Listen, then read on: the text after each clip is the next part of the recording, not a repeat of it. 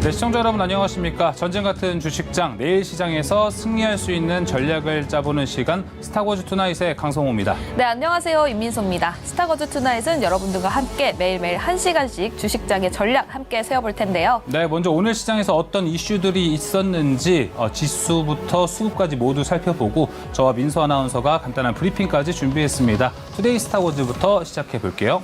네, 또 시간 외에는 어떤 종목들이 움직이고 장 마감 이후에 나왔던 이슈들은 어떤 게 있는지 임혜정 아나운서와 함께 알아봅니다. 네, 그리고 수익률 대결이 현재 계속해서 펼쳐지고 있습니다. 투모로우 스타워즈까지 많은 관심 바라겠습니다. 네, 그럼 오늘 장 마감 지수는 어땠는지 코스피, 코스닥 각각 마감 지수 확인해 보도록 하겠습니다. 네. 자, 오늘 장 초반만 해도 그래도 이 휴일 치고 괜찮은 시작인가라고 생각하신 분들 많을 것 같습니다. 근데 오전장까지는 코스피는 상승 추세를 보여주면서 그래도 뭔가 다른가 하는 생각이 좀 들었는데요. 네. 이 지정학적 리스크를 완전히 좀 무시하기는 좀 어려운 흐름이었습니다. 코스피는 거의 상승폭 모두 반납하고 마이너스 0.2%대까지 하락했습니다. 그래도 2,400선을 지켰다는 데 우리는 의의를 둬야 될지 내일 시장까지 한번 봐야 될 것 같고요.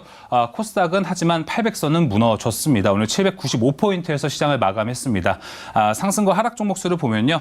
판이하게 하락 종목 수가 상당히 많습니다. 코스피에서는 600개가 넘는 종목이 하락을 했고요. 코스닥에서는 1,200개가 넘는 종목이 오늘 시장 하락했습니다. 네, 다음 또 수급을 살펴보면 코스피에서는 기관의 매수세가 강하게 나타났습니다. 5,898억 원 매수하면서 마무리가 됐고요. 하지만 개인과 외국인은 파는 모습을 보여줬습니다. 또 코스닥에서는 외국인과 기관이 빨간불을 켜줬고요. 개인만이 홀로 매도하는 모습 보여주면서 마무리가 됐습니다. 네. 다음 테마도 확인해 보도록 할게요. 네, 첫 번째 테마는 바로 정유주입니다. 예. 지난주에는 정유주가 오히려 떨어졌다라고 브리핑을 그렇죠. 들었던 것 같았는데 오늘은 또 지정학적 리스크가 부각이 되면서 이스라엘 하마스 전쟁 격화의 국제유가가 또 하루 만에 4% 크게 올라가는 모습을 보여주면서 오늘 관련 종목들 상한가까지 가는 종목들 보여주면서 빨간불을 켜줬습니다. 네, 반면에 이 유가가 올라간다면 항공주들은 다시 한번 울상을 좀 짓게 됩니다. 오늘 국제유가 상승, 재상승이죠. 네. 재상승의 항공주들은 현재 좀 유가보다 그래도 여행 수요가 앞서기 때문에 어느 정도 일말에 좀 기대감은 있었는데요. 이 기대감을 다시 한번 좀 처절하게 짓밟혔다고 해야 될까요? 오늘 항공주들 전반적으로 4%대 빠지는 흐름을 보여줬습니다. 네, 다음 또 반도체 관련 종목들도 오늘장에서 상승하는 흐름을 보여줬는데요. 미국 측에서 삼성과 SK하이닉스 중국 공장에 반도체 장비 별도로 허가 없이 반출할 수 있다라는 소식이 전해지면서 관련 종목들 상승하는 모습 보여줬습니다. 네, 반면에 오늘 특징주에서 LG전자를 보면은 우리 시장의 일말의 희망을 한번 좀 찾아볼 수 있지 않을까 이렇게 좀 생각이 듭니다. LG전자가 잠정 실적을 발표했습니다. 3분기 영업이익이 이제 거의 1조 원대 가깝게 올라갔다고 합니다. 오늘 주가가 7%를 상승한 거죠. 그렇기 때문에 1조 원대 육박하면서 오늘 LG전자가 장 7% 상승한 모습을 보여주면서 또 내일 삼성전자의 잠정 실적이 발표가 되죠. 여기에 대한 기대감 한 번 더 불러일으키고 있습니다. 자, 현재 우리 시장 글로벌 증시 자체가 이스라엘과 하마스 전쟁 이슈가 상당히 많습니다. 그에 대한 브리핑 자료 오늘 준비해봤거든요. 하나하나씩 살펴보도록 하겠습니다. 자, 우리가 지난주 토요일입니다. 연휴를 시작하자마자 이스라엘 하마스 전쟁 이슈가 불거지기 시작했습니다. 우리 입장에서는 추석에 이어서 2주 연속으로 쉬고만 오면 시장을 짓누르는 리스크가 하나씩 생겨나고 있어요. 네. 그래도 오늘 장 초반만 해도요. 지수 자체가 좀 오름세를 보이면서 지난주와는 좀 다르구나. 맞습니다. 이렇게 좀 생각을 할 수 있었는데요. 그래서 미국장을 보면은 미국장은 지정학적 리스크를 거의 받지 않았습니다. 그래서 우리나라도 여기에 좀 따라가는 커플링 현상이 나타나나라고 좀 생각을 했는데 장 막판에 좀 흐름이 안 좋아졌습니다. 그리고 오늘 초반만 해도 그 안에서 그 안에 테마주들이 많이 움직였고요. 네. 그리고 또 안전자산 선호 현상이 나면서 오히려 단기간에 투자 아이디어가 되지 않을까 이런 생각이 좀 됐었습니다. 그래서 유가 상승으로 인해서 아까 민소 아나운서가 얘기했듯이 정유주도 움직이기 시작했고 오늘 방산주도 움직였는데요. 반면에 항공주도 하락한 흐름이었습니다. 그런데 오후 들어서 시장의 흐름이 좀 바뀌기 시작했죠. 다음 화면 살펴보도록 하겠습니다. 자, 오늘 시장을 좀 보면요. 코스닥 내에서 2차 전지, 엔터, AI 등 대장주들의 수급 이탈이 좀 생겨났기 때문에 이스라엘 하마스 간 전쟁의 확산 불안이 현재 좀 가시지가 않았기 때문에 이에 대한 리스크 좀 잔존해 있지 않을까라고 생각을 하실 텐데요. 오늘 마침 키움증권 한지영 연구원의 그래프 자료가 하나 나왔습니다. 좀 전쟁 리스크, 지정학적 리스크로 인해 우리가 증시가 좀 짓눌리다 보니까 과거는 좀 어떤 사례들이 있었는지 이와 관련된 자료 한번 살펴보도록 하겠습니다. 네.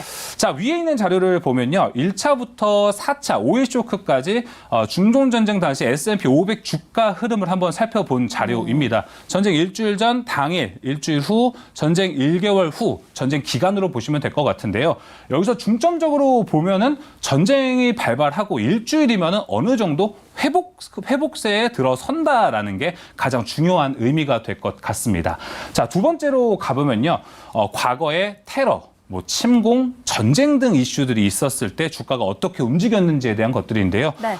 눈에 뜨는 것이 바로 9.11 테러와 이라크 전쟁, 그리고 작년에 정말 주가에 큰 피해를 줬었던 러시아, 우크라이나 전쟁, 이 세 가지로 좀 굵직굵직하게 보면 될 것 같습니다. 여기는 이제 코스피 지수가 얼마만큼 빠졌고 저점은 어디까지 빠졌는지에 대한 지표가 나타난 건데요. 하지만 이 지표로 미루어 봤을 때 현재 이 이스라엘과 하마스의 이슈는 좀 이 과거와는 다를 수 있다라는 요인들이 몇 개가 있습니다. 대체로 제가 아까 말씀드렸다시피 전쟁이 발발하고 일주일 후면은 주가는 좀 진정된다는 경향이 있다. 그리고 두 번째는요, 오일 쇼크, 4차 중동전쟁과 달리 반이스라엘 정서가 글로벌적으로 어느 정도 많이 약해졌습니다. 그것이 큰 이유가 될 것 같고요. 그리고 지금 무엇보다 미국과 가장 반대쪽에 있는 이란의 개입이 그래도 높지는 않다라는 게 현재 또 큰 이유 중에 하나가 될 것 같고요. 네. 마지막 이유도 중요할 것 같습니다. 지금 소비 심리가 글로벌적으로 많이 줄어들었습니다. 원유 가격이 많이 올라가도 현재 이 원유를 사지 않겠다는 심리가 많이 강해졌기 때문에 원유 수요도 탄탄하지 않다는 것, 중동이 걸려 있기 때문에 이 원유 이슈도 한번 살펴보면 좋을 것 같습니다. 자, 일단 어디까지나 과거 사례를 비추어 봐서 우리가 어느 정도 이번 이벤트 같은 경우에는 우리 증시를 얼마나 짓누를까를 비추어 본 자료이고요. 가장 중요한 것은 전쟁이 없어야겠죠. 그렇죠. 오늘 브리핑 마무리하도록 하겠습니다. 네, 맞습니다. 또 성호 앵커가 이 원유에 대한 이야기를 해줬는데 증권가에서도 어쨌든 지금 증시에서 주목을 해봐야 되는 건 바로 원유다라는 이야기가 있었습니다. 맞습니다. 그 코멘트를 확인해 보자면요. 다음 장 보도록 할게요. 증시 입장에서는 아무래도 이 국제 유가의 상승이 문제로 대두되고 네. 있습니다. 일단 첫 번째를 살펴보면 이란에 대한 제재로 하루 300만 배럴 생산하는 이 이란의 원유 공급이 줄어들 가능성이 있기 때문에 원유에 대한 급등 가능성을 또 제기를 했고요. 또 두 번째로는 사우디와 이스라엘의 관계 개선이 됐을 때 그 협력 조건으로 미국과 방위 협력 조건을 내걸면서 내년 증산이 늦어질 수도 있기 때문에 또 이에 맞게 유가가 다시 상승할 수도 있다라는 우려가 제기되고 있습니다. 하지만 지금 글로벌 시장에서 분석하는 건 첫 번째로는 이란과의 확전 가능성을 막으려는 미국의 의지가 보이고 있기 때문에 이 장기화는 좀 어렵지 않을까라는 분석이 있고요. 또 앞서 나왔던 이 우려 두 가지 제재 모두 현실화되는 것을 막으려는 이 국제사회의 노력이 지속될 것으로 판단이 되면서 유가 상승의 장기화 그리고 큰 폭의 상승은 어느 정도 제한될 것으로 예상이 되고 있다고 합니다. 하지만 이 글로벌 이슈라는 게 어떻게 변할지 모르니까요. 그렇죠, 모르죠. 앞으로 계속 확인을 좀 해보시면 좋을 네. 것 같습니다. 그럼 시간 외에는 어떤 종목들이 움직였는지 그리고 장 마감 이후에 나온 뉴스들은 어떤 게 있는지 임혜정 아나운서 통해서 들어보도록 하겠습니다.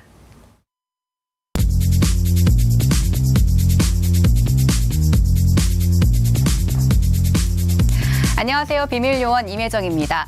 작정명 시크릿 장 마감 후 소식들 모아서 정리해보는 시간인데요. 오늘도 시간의 거래와 장 마감 후 뉴스 공시까지 꼼꼼하게 체크하면서 내일 대비해보도록 하겠습니다. 그럼 장 마감 후 뉴스부터 살펴보시죠. 네, 첫 번째 뉴스 살펴보도록 하겠습니다.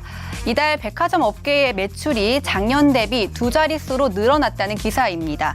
최근 황금 연휴 기간을 기점으로 소비가 폭발적으로 늘면서 경기 회복세에 탄력이 붙을 것이라는 기대감이 나오고 있는 건데요. 특히 중국인 단체 관광객인 유커의 유입도 이 유통 경기 회복에 한몫을 했다는 풀이가 되고 있습니다.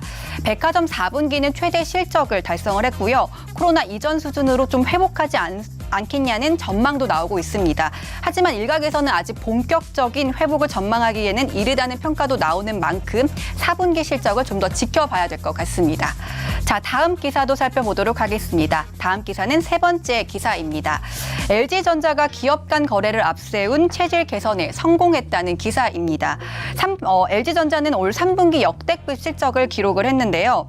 3분기 연결 기준 매출액 약 20조억 원, 영업이익은 약 1조억 원을 기록했다고 발표를 했습니다. 특히 영업이익은 작년보다 34% 증가율을 보여주면서 시장 기대치를 훌쩍 뛰어넘은 결과인 건데요. 주력 사업인 가전과 미래 성장 동력인 전장이 나란히 실적 기대의 호실적을 보여줬고요. 이번 호실적의 가장 큰 성공은 자동차 부품과 냉난방 공조 등의 기업 간 거래라고 합니다. 앞으로도 공조 기기를 포함한 기업 간 거래 시장을 공략하면서 올해 가전의 매출을 20% 이상으로 끌어올리겠다는 포부까지 내비쳤습니다. 자, 그럼 장 마감 후 공시도 살펴보도록 하겠습니다. 네, LG화학이 도요타의 북미 생산과 기술을 담당하는 법인의 2030년까지 전기차용 양극재를 공급하는 중장기 계약을 체결했다고 공시했습니다. 계약 금액은 2조 8,600억 원 규모이고요. 업계에 따르면 이 금액은 전기차 60만 대에서 70만 대를 생산할 수 있는 분량이라고 하네요. 자, 다음 공시도 살펴보도록 하겠습니다. 네오팩트가 유상증자를 결정했습니다. 운영 자금 조달을 목적으로 약 50억 원 규모의 제3자 배정 유상증자를 결정했다고 공시를 한 건데요. 신주 발행가액은 1,201원이고요. 상장 예정일은 12월 1일이라고 합니다. 자, 그러면 시간의 상승 종목까지 마지막으로 살펴보도록 하겠습니다. 먼저 상위 5종목 살펴보죠. 의료기기 관련주인 신흥이 코스피 2위에 올라와 있습니다. 네오팩트도 앞서 공시에서 살펴봤듯이 유상증자 소식에 코스닥 1위에 올라와 있네요. 계속해서 6위에서 10위권도 살펴보도록 하겠습니다. LG화학 우선주가 6위에 올라와 있는데요. 도요타와 최초로 양극재 공급 계약을 체결한다는 소식에 코스피 6위에 올라와 있는 것으로 보이고요. 코스피 7위에는 키움증권 올라와 있습니다. 장 마감 후 공시를 통해서 2025년까지 단기 순이익의 30% 이상을 주주에게 환원하겠다는 계획을 내놓으면서 이렇게 7위에 올라와 있는 것으로 풀이가 됩니다. 여기까지 장 마감 후 상황들 꼼꼼하게 살펴봤습니다. 네, 작전명은 시크릿 본격적으로 시작해 보도록 하겠습니다. 오늘 함께 매니저 소개하겠습니다. MBN골드 한규수 매니저 나왔습니다. 매니저님 안녕하십니까? 예, 안녕하십니까? 예. 자, 매니저님, 우리 연휴만 끝나면은 우리 시장이 왜 이러는지 모르겠습니다. 그러게요. 몸은 편한데 참 마음 불편하게 만드는 것 같습니다. 오늘 또 시장에서 좀 불만이 있는 분들 되게 많을 것 같아요. 아시아 증시만 봐도 일본은 오늘 뭐 2% 넘게 오르면서 네. 마감을 했고요. 그나마 중국이 하락 전환을 했는데 우리나라에 비하면은 너무 조금 빠졌다. 오늘 결국 우리나라만 너무 빠진 것 아니냐라는 이유가 있습니다. 도대체 우리나라만 오늘 이렇게 장 막판에 하락 전환된 이유가 뭘까요? 일단 오늘 장세가 일본 지수도 많이 올랐고 또 중국 지수도 상대로 견조했고 또 장중에 나스닥 선물 지수도 강밥 유지가 됐는데도 불구하고 국내 증시가 상대로 부진했던 것은 역시 이제 심리적인 부분들이 좀 강하게 작용을 한 것으로 일단은 판단이 됩니다. 글로벌 경기가 이제 안 좋은 상태에서 미국의 금리 인상에 대한 우려감이 있었고 여기다 갑자기 지정학적 불안감들이 가중이 되다 보니까 그렇지 않아도 불안했던 심리가 계속해서 실망감으로 또 공포감으로 변화되면서 마지막까지 이제 투매 물량들이 계속 나온 것으로 일단은 좀 판단이 되고 있습니다. 그래서 이런 불안한 심리들에 의한 주가가 밀렸던 그런 부분들이었기 때문에 제가 보기에는 일단 어떤 펀더멘탈적인 측면이 아니라 센치멘탈적인 측면에서 밀렸던 부분이어서 내일 이후에 미국 증시가 크게 밀리지 않고 미국 증시가 하반 경직이 나오거나 내지는 소폭의 강보합 정도가 유지가 되게 되면 국내 증시가 상대적으로 많이 하락했다는 인식들 때문에 오히려 내일은 좀 반등이 나올 가능성이 좀 높아요. 그래서 오늘 국내 증시 하락세는 상대적인 센치멘탈적인 측면에서 시장의 하락세가 좀 나온 것으로 일단 판단이 되고 있고 수급적인 측면에서도 오늘 외국인들은 선물 쪽에서 매수가 들어왔고 코스닥도 매수가 들어왔습니다. 코스피만 매도가 나온 것이죠. 그래서 일부 수급 불균형에 따른 주가 하락인 것으로 보고 있기 때문에 오늘 주가 하락에 대해서 너무 우리가 크게 우려할 만한 그런 하락은 좀 아니지 않느냐 이렇게 좀 판단하고 있습니다. 그럼 또 우리 연휴 때는 미국 고용이 또 서프라이즈로 나왔고 이번 주에 CPI를 앞두고 있잖아요. 이번 주 CPI 좀 유의미하게 봐야 된다고 생각을 하고 계십니까? CPI 중요하죠. CPI 중요하고요. 중요해졌어요, 다시. 지금 시장은 이제 10월 말 11월 초에 이제 미국 FOMC가 열리죠. 그 위치까지 시장은 약간의 경계감과 불안감 계속해서 이어질 가능성이 높습니다. CPI가 또 어떻게 발표가 되느냐에 따라서 또 시장의 흐름도 이제 출렁거릴 가능성이 높은데 제가 판단하기에는 CPI 자체는 그렇게 뭐 큰 변화는 주지는 않을 거로 일단 판단이 되고 있고 결론적으로 CPI를 바탕으로 해가지고 연준의 금리 정책이 11월 초에 인상이냐 동결이냐 이게 결정이 될 가능성이 높겠죠. 네. 그때까지는 시장의 경기감과 그리고 기대감, 관망세, 경계감 이런 것들이 맞물리면서 아마 관망 분위기가 계속해서 진행될 가능성이 높아요. 대신에 CPI가 충분하게 안정이 되고 그리고 그러면서 이제 연준에서 FOMC를 통해서 금리 인상 가능성을 크게 낮추고 오히려 동결과 더불어서 향후에 금리 인하 가능성을 만약에 피력하는 얘기를 한다라고 한다면 증권시장은 11월 달을 중심으로 변화의 조짐이 나올 가능성이 좀 있는 것으로 기대는 해볼 수가 있을 겁니다. 다만 지금 현재 구간에서는 아직은 금리 인하 얘기까지 나올 가능성은 높지 않고 네. 제가 보기엔 금리 인상에 대한 기조가 많이 완화되지 않을까라는 그런 기대감을 가져볼 수 있을 것 같아요. 그래서 금리 인상 기조만 멈추게 되면 시장은 좀 지정학적 불안감이라는 이런 악재가 있습니다만 지금 시장은 그거보다는 오히려 금리 인상 쪽으로 시장의 어떤 포커스가 맞춰져 있기 때문에 네. 지정학적 불안보다는 미국의 금리 인상 기조가 멈추는지 여부를 보시는 게 좋겠고 미국의 금리 인상 기조가 네. 멈춘다라고 한다면 시장은 오히려 그 지정학적 불안감이라는 악재에 의한 주가 하락이 오히려 저가 매수의 기회가 될 수도 있기 때문에 자 팔레스타인 문제보다는 미국의 금리 정책 여기에 우리가 더 포커스를 맞추고 지켜볼 필요가 있을 것 같습니다. 네, 알겠습니다. 또 금리에 대한 말씀도 해주셨는데 또 다음 이야기를 해보자면 유럽 증시에서는 신재생 관련주들이 좀 크게 상승하는 모습을 보였더라고요. 그동안에 그렇군요. 좀 고금리, 고물가 때문에 프로젝트가 지연되지 않을까 하면서 신재생 관련주들이 약세를 보여주다가 갑자기 또 급등세를 보여주고 있습니다. 그 이유가 어떻게 될까요? 지금 시장에서 나오고 있는 얘기들이 뭐냐면 이제 기존에 이제 유럽과 미국을 중심으로 이제 재생에너지 산업을 계속해서 키우고자 하는 그런 노력이 있었었죠. 그런 가운데 뭐 아까께서 말씀드렸듯이 뭐 고금리라든가 여러 가지 이제 불확실성 변수가 있다 보니까 그런 사업들이 계속해서 추진이 잘 안 됐던 겁니다.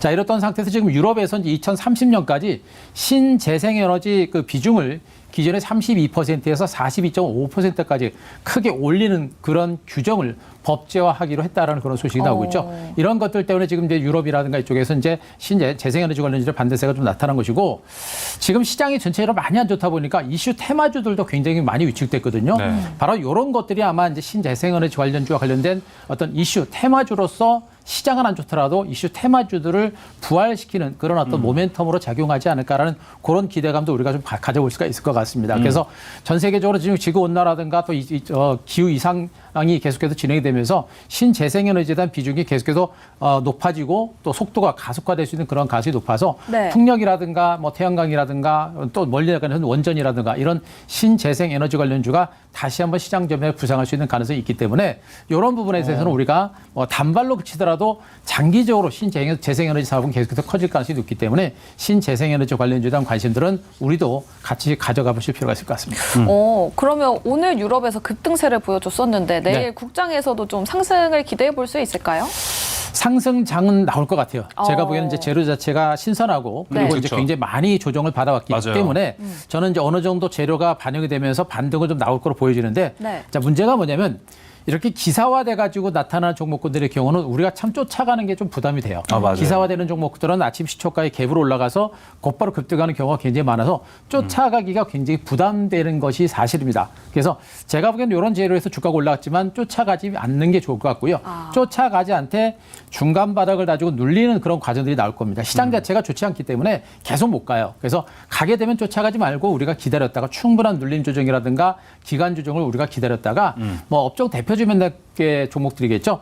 뭐 대체로 풍력 관련주 같은 경우는 CS윈드 같은 이런 대표적인 종목들 그리고 네. 또 원전 관련주 같은 경우는 이제 두산 에너비즈 같은 종목들 이런 종목군들 같은 경우는 오히려 충분하게 조정이 나올 때를 그래서 중장 기조로 매집에 들어가는 그런 전략은 좀 충분히 필요한 것으로 보고 있어서 반등은 가능한데 쫓아가는 것보다는 충분한 조정을 기다렸다가 우리가 한번 관심 있게 지켜볼 필요가 있지 않을까 싶습니다. 네. 내일 이 바로 나오는 뉴스를 따라가서 우리가 다 신재생 에너지 오래 쉬었으니까 바로 매집해야지라는 의견보다는 네. 조금 더 이슈 체크가 필요할 것 같습니다. 수준은 얼마나 받고 있고 앞으로 향후 수주에 대한 기대감 이런 것도 좀 체크해가면서 신재생 에너지 접근해 보시는 것도 좋을 것 같습니다.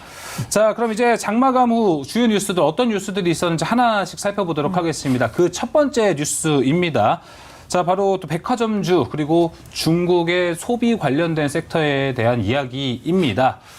백화점의 추석 연휴가 백화점의 이 추석 연휴 매출이 작년보다 40%나 올랐다고 합니다. 이렇게 좋은 뉴스는 나오는 것 같은데요. 여기 섹터는 사실 지금 주가는 뉴스와 반대로 움직이고 있죠. 그죠. 뭐 지금 백화점, 카지노, 호텔, 면세는 좋다 얘기는 나오는데 주가는 이미 고꾸라졌다고 해야 되나요? 다시 바닥을 기어가고 있는 흐름이고요. 항공주는 기존에도 안 좋다 얘기를 했기 때문에 야 여기 중국 수업이 좋다 하는데 우리 투자를 지금 해야 되나? 라는 혼돈입니다. 여기는.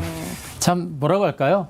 좀 말씀하신 참담 아닙니다. 참담해요. 네. 일단 주시장이라는 게 이제 그렇습니다. 일단 전체적인 시장 자체가 이제 무너지게 되면 좋은 주식이건 나쁜 주식이건 기업 가치가 좋은 종목이건 실적이 좋건 안 좋건 모든 종목이 동반해서 하락하는 그런 경향이 있죠. 물론 나쁜 주식은 더 많이 빠질 것이고 덜 좋은 주식은 덜 빠지는 그런 형태가 되긴 되는데 지금 이들 뭐 이제 그 유통주라든가 또 카지노 관련주라든가 이런 종목들은 이제 중국 그 관광객들의 이제 유입에 대한 기대감을 가지고 실적 개선에 대한 기대감이 있음에도 불구하고 시장이 안 좋다 보니까 많이 밀렸던 이런 역대인데 이런 기사들도 아마 이들 종목군들에 대해서는 단기적인 어떤 반등세를 이끌어내는 그런 호재로 작용하지 않을까라는 그런 생각을 합니다. 말씀드렸듯이 지금 현재 뭐 롯데백화점이라든가 신세계라든가 현대 같은 종목 업체들은 올해 이제 추석 그 매출 자체가 전년 동기에 비해 거의 30% 40% 이상씩 매출이 증가할 정도로 실적이 빠른 속도로 개선되고 있는 모습이고 네. 4분기 쪽에서도 매출 증가에 대한 기대감들이 좀 커지고 있는 것으로 일단은 시장에서는 기대를 좀 하고 있는 상태입니다. 그래서 매출 증가세가 늘어나게 되면 그래도 이제 3분기, 4분기 실적에 대한 기대치를 가지고 그동안 많이 빠졌기 때문에 단기적인 반등이 한번 나올 가능성도 좀 있고요. 그러면서 이제 면세점 관련주라든가 유통주들에 대한 어떤 그 단기 반등 가능성이 좀 있다. 이렇게 보시면 될 것 같고 또 한 가지 주목할 게 지금 이제 여행주들이죠. 여행주들도 그동안 뭐 중국 관광객 들어온다라고 하면서도 거의 주가가 못 움직였던 종목들인데 여행주들을 중심으로 한 그 여행 수요가 굉장히 많이 늘어나면서 여행주들의 어떤 실적 개선에 대한 기대감이 3분기, 4분기 쪽에서 많이 늘어날 것이다라는 기대감도 분명히 부각이 되고 있습니다. 그래서 지금 현재 뭐 크루즈 상품들 그동안은 이제 동남아라든가 이제 저가 상품들이 많이 이제 팔렸습니다만 지금은 1,000만 원 이상의 고가 상품도 크루즈 상품이라든가 이런 상품들도 굉장히 많이 예약 판매가 이루어지고 있는 것으로 전해지고 있기 때문에 지금 중국의 국경절과 우리나라 추석 연휴까지 또 연말까지 보게 되면 그 매출 증가세가 꾸준하게 이어질 것이다라는 그러한 전망이 분명히 부각이 되고 있는 것은 사실입니다. 그래서 아마 여행주들도 지금 이제 하나 투어 같은 이런 종목군들 같은 경우는 이제 10월 달까지 예약분이 극성수기 대비해서 매출이 한 27%까지 늘어나고 있다라는 그런 소식까지 들고 있어서 아마 이들 그 여행주들도 단발성, 단기적인 반등은 좀 나올 가능성이 좀 있습니다. 다만 이제 주목할 것은 이들 뭐 면세점 관련주라든가 그들 여행주들은 추세적인 상승이 아니라 단발성, 단기적인 반등으로 나올 가능성이 높기 때문에 그런 단기적인 관점에서만 우리가 주목할 필요가 좀 있지 않을까 이렇게 판단드리겠습니다. 네, 알겠습니다. 관련 종목들 여행 관련주까지 짚어봤고요. 그럼 다음 두 번째 이슈로 넘어가 보도록 하겠습니다. 이 완성차 수출 호재가 이게 조선주까지도 호재로 이어지고 있습니다. 일단은 1월부터 9월까지 차 수출이 24% 증가가 됐고요. 또 조선도 연말까지 호황이 전망이 되고 있습니다. 조선 3사 빈 도크 없이 풀가동이 되고 있다고는 하는데 사실 이 조선사 인력 확보에 있어서는 좀 비상이 걸렸다라는 소식이 전해지고 있어요. 어떻게 분석하십니까? 그렇죠. 지금 뭐 이 얘기들은 그동안 뭐 많이 나왔던 얘기이기도 그렇죠. 하고 알고 있는 내용이기도 해요. 그러면서도 참 안타까운 게 뭐냐면 정말 이제 주가라는 거는 기업의 실적을 바탕으로 이제 따라가는 게 주가인데 지금 자동차 업황도 너무 잘 되고 있고 그리고 조선 업황도 너무나 좋은 건 알고 있는데 전체적인 시장 자체가 안 좋다 보니까 이들 종목이 빛을 발하지 못하는 좀 안타까운 현상이 나타나고 있는 겁니다. 참 우리나라 증권 시장은 정말 저평가되어 있고 경쟁력 있는 그런 업체들이 많은데도 불구하고 시장 자체가 안 좋다 보니까 지금 못 가고 있는 건데 이들 종목이 못 가는 것은 미국을 중심으로 금리 인상이 단행되게 되면 경기 침체가 오지 않을까. 그리고 이제 글로벌적으로 경기가 좀 안 좋다 보니까 지금 당장은 좋은데 앞으로 자동차나 배가 덜 팔리지 않을까 이런 우려감이 지금 현재 주가 상승에 제동을 걸고 있는 것으로 보시면 되겠죠.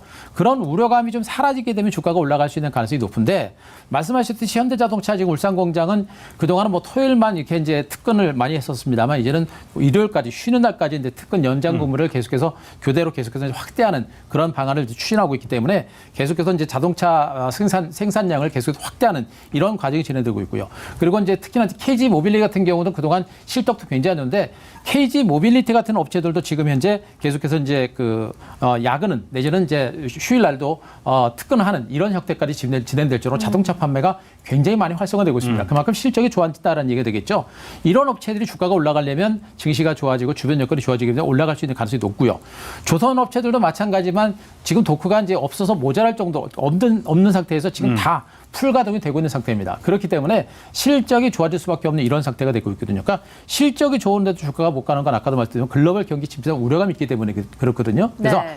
앞으로 미국이 금리 인상 기조가 좀 멈추고 미국 경제가 좀 살아난다. 그리고 중국도 그동안 주가가 많이 빠진 상태에서 그동안 금리 인하라든가 경기 부양을 나타났었기 때문에 중국도 경기가 좀 살아나고 글로벌적으로 전쟁이 좀 진정만 되게 되면 이들 업체들은 실적과 성장 가치라는 재료 바탕으로 주가가 굉장히 많이 강하게 네. 갈 수 있는 종목들이에요. 그래서 참 안타까운 것은 정말 우리 시청자 여러분들은 지금 조선과 자동차 업체들은 주가가 저평가됐다는 부분들, 업황 전망이 좋다라는 부분들. 그래서 만약에 주변 여건이 올해 연말에 악재들이 사라지고 경기가 좀 좋아진다라는 그런 여건만 만들어지게 되면 이들 종목의 주가는 강하게 갈 수 있는 가능성은 있습니다. 그러나 지금은 아직은 조금 주변 여건 자체가 안 좋기 때문에 네. 회사는 너무나 좋고 업황은 좋은데 주가가 무겁다라는 거 그게 굉장히 좀 아쉬운 부분이라는 것도 우리가 좀 아셨으면 좋겠습니다.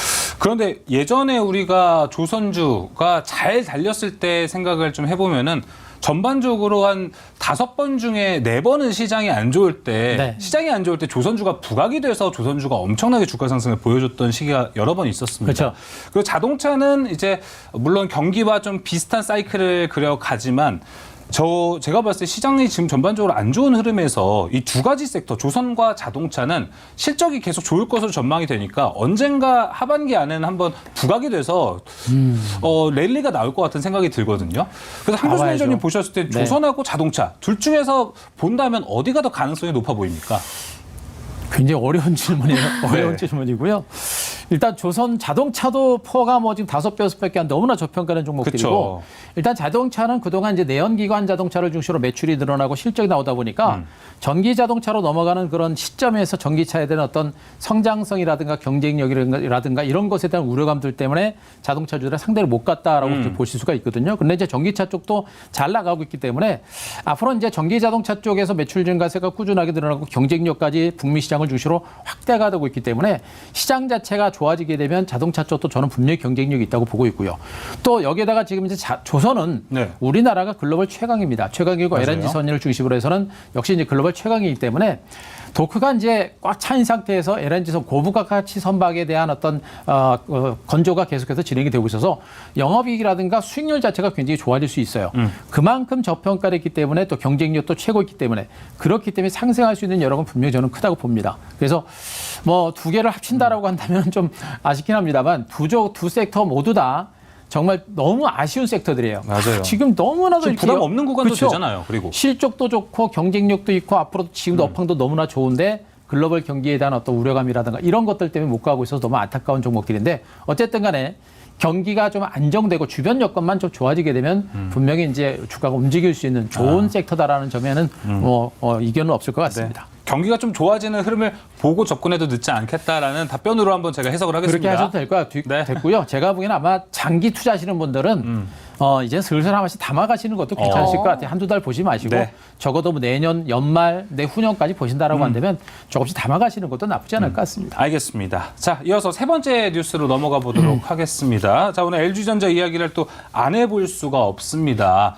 가전과 전장 사업이 빛낸 3분기 실적이라고 하는데요. 저는 정말 놀라운 게 이 자동차 부품 VS 사업 수주잔고가 80조 원이라는 게 네.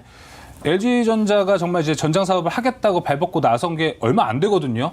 근데 벌써 이 80조 원이라는 건 엄청난 고성장 아닙니까? 고성장이죠. 고성장이 이제 될 수밖에 없는 부분이 뭐냐면 일단 기존에 이제 자동차 시장 자체가 꾸준하게 성장을 하고 있는 부분들이고 그 안에서 지금 현재 이제 자동차 시장 뭐 그 모터 사업 분야라든가 디스플레이 시장이라든가 테이먼트인가요? 이쪽을 중심으로 계속해서 이제 사업 영역을 계속 인포테인먼트 쪽을 네. 중심으로 계속 사업 영역을 강화하고 있기 때문에 틈새 시장을 중심으로 독과점적인 또 틈새 시장을 중심으로 잘 공략을 많이 하고 있는 그런 상황이라고 보시면 되겠죠.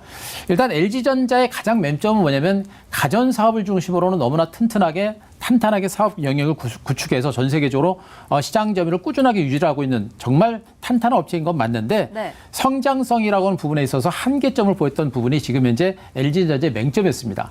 그 맹점을 바로 이제 이 전장품 사업 쪽이 이제 커버링하고 있는 그런 과정이라고 보시면 되겠죠.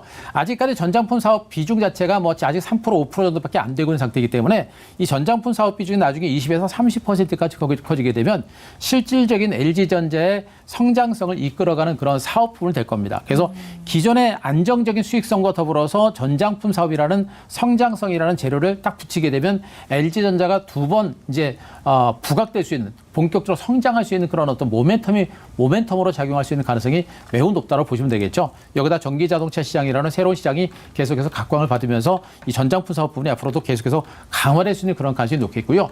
기존에 이제 그 가전 시장도 지금 이제 B2B를 중심으로 이제 기업들을 중심으로 해서 그 에어컨이라든가 냉방 공조 시스템이라든가 이런 쪽에 대해서 매출 증가세가 계속해서 늘어나고 있기 때문에 기존의 단순한 가전제품 업체라는 이미지에서 새로운 어떤 캐파를 확대할 수 있는 매출 증가세를 확대할 수 있는 그런 사업령이 계속 만들어지고 있는 업체로 보시면 되겠죠. 이런 부분을 보게 되면 LG전자가 이제는 장기적인 침체 국면에서 벗어나서 새롭게 도약할 수 있는 하나의 계기가 되지 않을까라는 그런 판단이어서 이번에 이제 2분기 실적 호전이 아마 LG전자의 새로운 도약을 알리는 그런 신호탄이 되지 않을까 이렇게 좀 기대를 해볼 수가 있을 것 같습니다. 네, 네. 알겠습니다. 계속해서 성장성이 지속될 가능성이 네. 크다고 하니까요. LG전자 계속해서 보셔도 좋을 것 같습니다. 그럼 마지막 뉴스 살펴보도록 하겠습니다.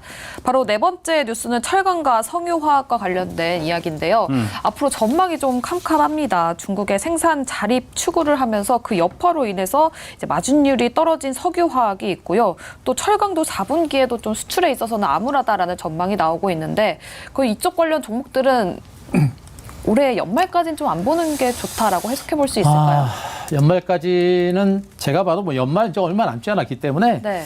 제가 보기엔 연말까지는 이쪽은 제가 보셔도 아직은 섣불리 안 보셔도 될 것 같아요. 일단은 아까도 얘기했습니다만 자동차라든가 조선이라든가 업황 자체가 좋은 섹터들의 종목들도 주가가 못 갑니다. 이런 걸 보게 되면 지금 지금 철강이라든가 화학 섹터에 대해서 우리가 그쵸. 뭐 집중하실 필요는 별로 없을 것 같고요. 일단은 철강 사업 부분 같은 경우는 이제 중국에서 지금 이제 중국 철강 업체들이 워낙에 많이 난립을 했었거든요. 워낙에 난립을 한 상태에서 뭐 탄소 중립이라든가 환경과 관련된 규제가 강화되면서 중국 당국이 계속 규제를 했음에도 불구하고 여전히 철강 생산이 많고요. 여기다 중국 경기 자체가 좀 위축이 되다 보니까 이제 중국 인프라 투자라든가 이런 것들도 조금 다소 위축되는 부분들, 건설 시장 자체가 위축되다 보니까 철강 수요 자체도 많지가 않은 상태입니다. 바로 이런 부분들이 철강 업황 자체를 짓누르고 있는 이런 상태이다 보니까 우리나라 업체들도 중국 철강 업체들한테 밀리고 업황 자체도 별로 안 좋기 때문에 철강 업체들이 힘들 수밖에 없는 이런 상태가 계속 반복이 되고 있고요.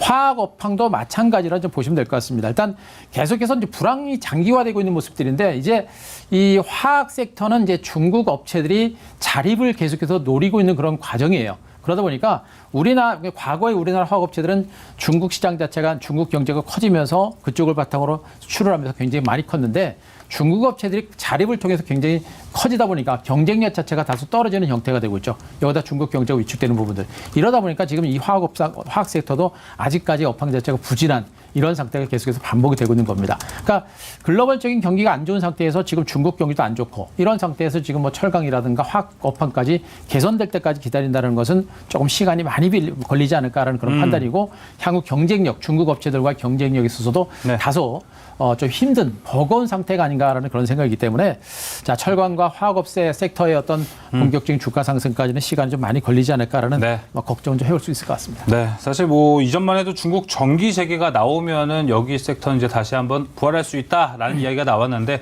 그마저도 좀 힘든 구간이 되지 않았나 이렇게 좀 생각이 듭니다. 자, 이어서 장마감 후 주요 공시들 어떤 것들이 있었는지 한번 살펴보도록 하겠습니다. 그럼 굵직굵직한 뉴스들로 먼저 살펴볼까요? 2차 전지와 의료기기, 먼저 2차 전지 LG화학 이야기를 한번 해보면 좋을 것 같습니다. 모처럼 대규모 양극재 공급 계약 체결이 나왔습니다. 네. 이 이슈가 과연 또 다음 날 2차 전지에 좋은 분위기를 불어 넣어줄 수 있을지도 궁금하네요. 그렇죠. 지금 이제 전기차용 양극재를 이제 일본 토요타 자동차에다가 중장기적으로 공급 계약을 체결했다. 2조 8천억 정도 규모가 네. 적지는 않습니다. 이 재료에 의해서 내일 주가는 뭐 소폭 반등은 가능할 걸로 일단 기대는 되고 있는데 뭐 이 재료 자체가 뭐 지속적으로 상승세를 이끌어가기는 조금 부족하고요. 또 이만한 등치가 큰 대형주가 올라가기 쉽지 않은 장세이다 보니까 이런 재료도 불구하고 잠깐 반등은 가능하더라도 추세적인 상승은 좀 어려울 겁니다. 다만 이제 우리가 주목할 게 뭐냐면 LG화학이라고는 업체가 이제 기존의 화학 사업 자체가 있었고 요즘에 이제 2차전지 소재 사업 쪽으로 계속해서 강화를 하고 있죠. 그 소재 사업 쪽에서 양극재 쪽에서 매출이 이제 본격적으로 강화되기 시작했다라는 쪽으로 보시면 됩니다. 아직까지 2차전지 관련주 전반에 걸쳐서 주가가 조정이 계속해서 이어지다 보니까 힘든 과정들이 계속해서 진행되고 있는데 앞으로 뭐 전기차 시장이 다시 한번 커지고 뭐 양극재 가격의 강세가 나오고 리튬이온 가격의 강세가 나오고 이런 식으로 계속해서 이제 또다시 2차전지 시장에 붐이 또 한번 일어난다고 한다면 LG화학의 주가는 이제는 화학업체가 아니라 2차전지 소재업체로서 또 양극재 관련주로서 부각될 수 있는 여력은 있다라는 것으로 일단 보셔도 될 것 같아요. 그래서 이 정도의 재료를 가지고 곧바로 치고 가는 것은 아닙니다만 나중에 양극재 관련주가 시세가 날 때는 LG화학의 주가도 같이 움직일 수 있고 또 앞으로 이제 양극재 관련주로 부각될 가능성이 있다라는 선에서 우리가 이 종목을 해석하실 필요가 있을 것 같습니다. 네, 알겠습니다. 또 두 번째로 살펴본 건 바로 이 의료기기 섹터 내에서 이어플로우 영업정지, 주권 매매, 거래 정지 보고서가 관련해서 떴습니다. 예. 이게 무슨 이슈가 있었나요? 지금 이 종목 같은 경우는 이제 의료용 그 웨어러블 기기를 이제 생산하는 그런 업체라고 보시면 될 것 같은데 일단 뭐 정지 사유는 뭐 투자자를 보호하기 위해서 이제 했다라는 그런 얘기가 나오고 있는 것 같습니다. 아마도 좀 이어플로우가 지금 아마 이제 그 경쟁사와의 어떤 뭐 약간의 이제 분쟁이 좀 있었던 것으로 일단 좀 파악이 되고 있는데요. 그런 과정에서 일단 실질적으로 이제 그 상장 적격성 실질 심사 대상에 해당되는지 여부를 이제 검토하는 그런 작업에 들어갈 것으로 일단 시장에서는 보고 있습니다. 그래서 주권 상장 법인은 이제 상장 폐지 실사 그 대상에 해당이 되게 되면 만약에 이제 상장 폐지 여부가 결정이 되는 그런 상태가 되기 때문에 그것을 지금 되는지 안 되는지를 파악하는 상태에서 이제 그 거래 정지가 되고 또 이제 하는 걸로 보시면 될 것 같아요. 그래서 일단 결론은 어떻게 날지는 봐야겠습니다만 이런 기사들이 나오고 이런 이제 거래 정지 사유가 나올 때는 일단은 우리가 좀 피하시는 게 좋다. 그래서 성급하게 매수하는 이런 전략은 분명히 자제를 하시는 게 좋겠고 예. 일단 만약에 거래가 재개가 되게 되면 일단은 좀 약 빠져나오는 그런 관점을 일단 보시는 게 좋다라는 것도 참고하시기 바랍니다. 네. 자, 이어플로우에 대한 공식까지 이야기 나눠봤습니다. 작전면 시크릿에서 오늘 좀 굵직굵직한 이야기들 많이 다뤄봤는데요. 내일 시장에서 대응하시면서 꼭 도움 받으시길 바라겠습니다. 자, 작전면 시크릿 마무리하고요. 이제 수익률 대결 펼쳐지는 투모로우 스타워즈로 넘어가 보도록 하겠습니다.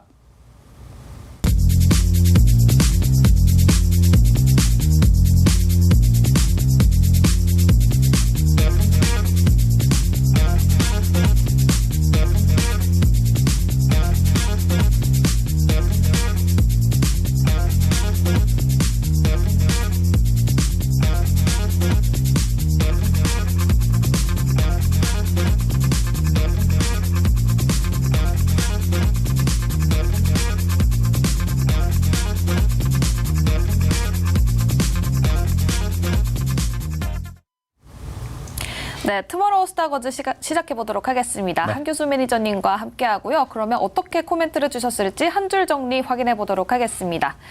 먼저 오늘장에서는 예상 외의 하락이었다라고 코멘트를 주셨고요. 내일장 코멘트에서는 돌발 악재만 없었다면이라고 주셨고 내일장에서 주의할 점 극단적 비관론은 자제하자라고 주셨어요. 네.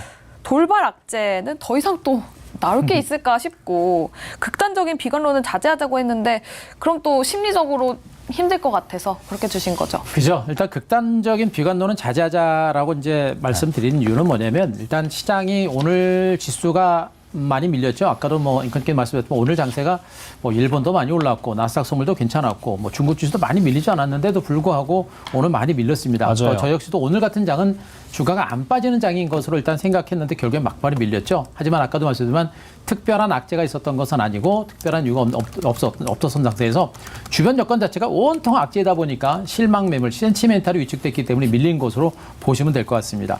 자, 이런 상태에서 이제 돌발적인 악재.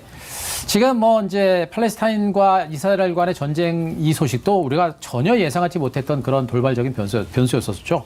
그리고 이제 이제 그 연준 의원들의 발언들도 얼마 전까지는 뭐 갑자기 매파적으로 돌아섰다가 네. 또다시 이제는 또 비둘기파로 살짝 돌아서는 정신없는 그런 상태가 계속 진행되고 있는데 돌발 악재는 일단 없을 걸로 일단 예상을 하고 있습니다만 말씀드렸듯이 돌발 악재가 만약에 나온다라고 한다면 시장의 공포감은 더 심화될 수 있는 가능성이 높고요. 네. 워낙에 주변 여건 자체가 복잡합니다.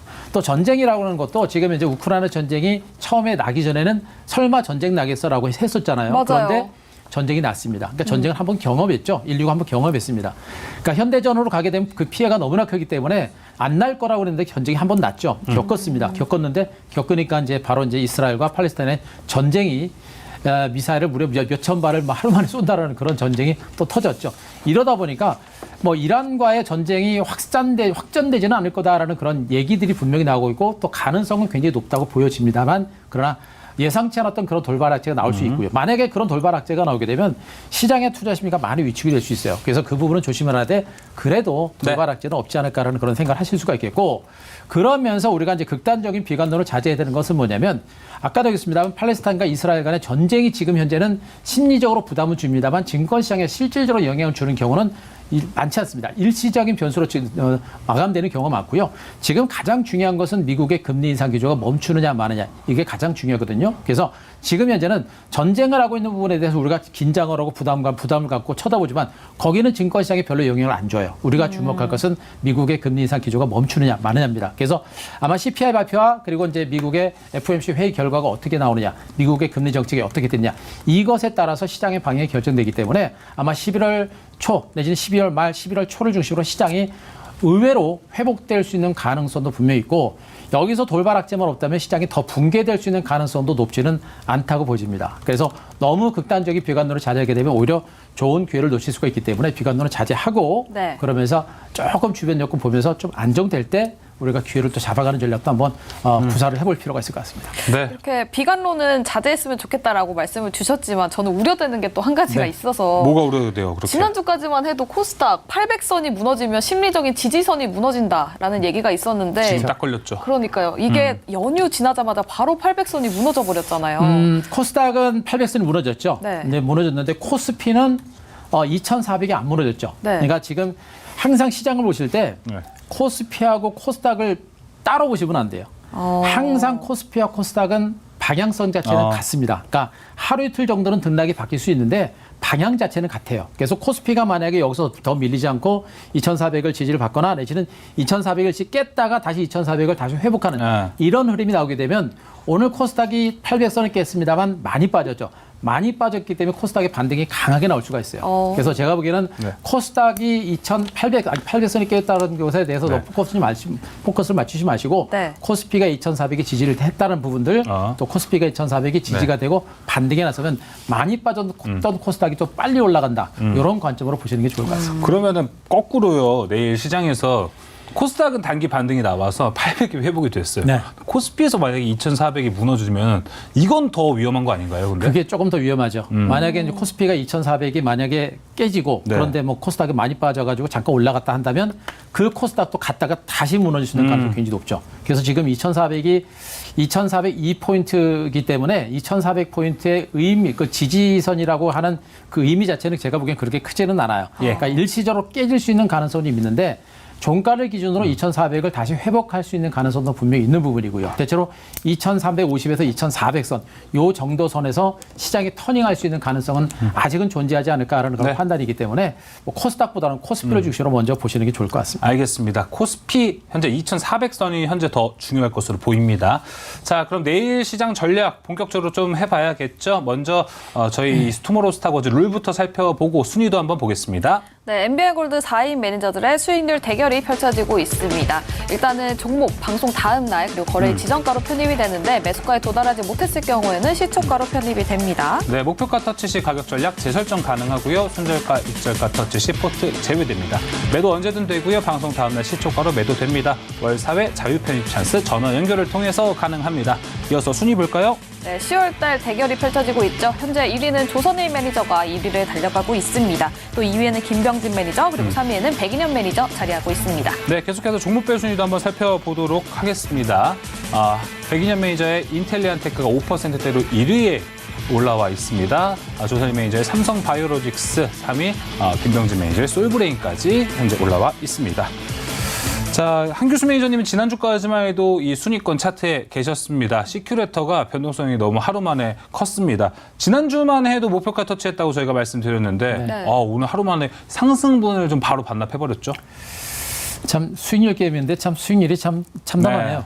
시장이 좀 많이 그만큼 안 좋다라고도 볼 수 있는데 제가 이제 그동안 시장을 보시면서 제가 이제 짧게 본다라는 그런 얘기들 자꾸 많이 말씀드렸었죠. 맞아요. 지금도 아직까지는 좀 짧게 보는 그런 전략으로 가고 있고 오늘 증시가 코스피 코스닥이 플러스가 나야 되는데 마이너스가 났기 때문에 시큐리티도 오늘 다시 어제 올라갔던 상승분을 다 반납한 것으로 일단 판단되고 있거든요. 그래서 제가 보기엔 내일 정도 선에서는 반등이 한번 나올 가능성이 좀 있어 보이고요. 그리고 반등이 나오게 되면 지금 현재 구간에서는 수익률이 조금이라도 나오게 되면 일단 매도를 할 생각을 하고 있는데 예. 일단 지금 가져가면서 한두 차례 정도 강한 반등 한번 기대해 보겠습니다. 알겠습니다. 시큐레터에 대한 이야기 들어봤고요. 자, 그럼 이제 한규수 매니저는 내일 어떤 승부수를 던질지 섹터와 종목 한 번에 이야기 좀 들어볼게요. 섹터는 반도체고요. 종목은 SK 하이닉스 가져왔습니다. 요새 좀 뭔가 움직임이 있을 것 같은데요. SK 하이닉스 투자 포인트 바로 들어보겠습니다. 일단 SK 하이닉스를 이제 주목한 부분들은 뭐냐면 일단 지금 시장 자체가 저는 진짜 연휴 전까지만 해도 시장에 대한 굉장히 경계를 많이 했었는데 연휴를 지금 국내 증시라든가 글로벌 증시가 특히나 미국 증시 잘 지나갔습니다. 그렇게 되면 불확실성에 대한 공포 심리가 좀 개선이 될 수 있고요. 여기다가 이제 하반기 쪽에 지금 반도체 업황 자체가 개선에 대한 기대치가 상당히 높습니다. 여기다 SK 하이닉스 같은 종목들은 이제 3분기 실적 개선에 대한 기대감이 있고 낸드 프레시 가격, 디램 가격도 안정세를 보이면서 회복될 가능성이 높고요.